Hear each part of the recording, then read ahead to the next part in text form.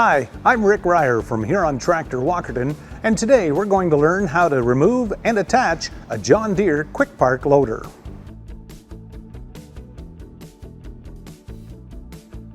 First, we will look at detaching the loader. You set your machine on flat ground.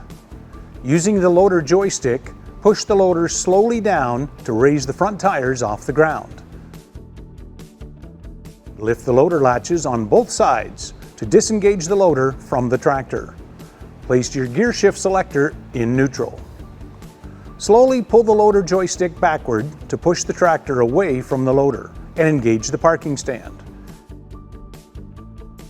Keep the joystick in the back position until the loader fully disengages from the mounting frames.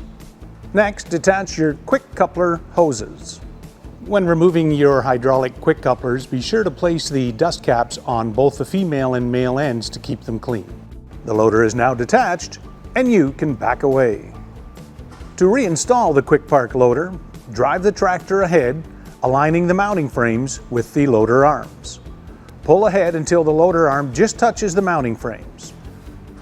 Reinstall your quick coupler lines. Drive the tractor forward slowly while pushing the loader joystick ahead as to engage the loader with the mounting frames.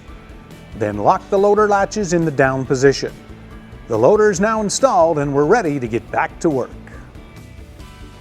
Make sure to save this video so you can easily come back to it at any time.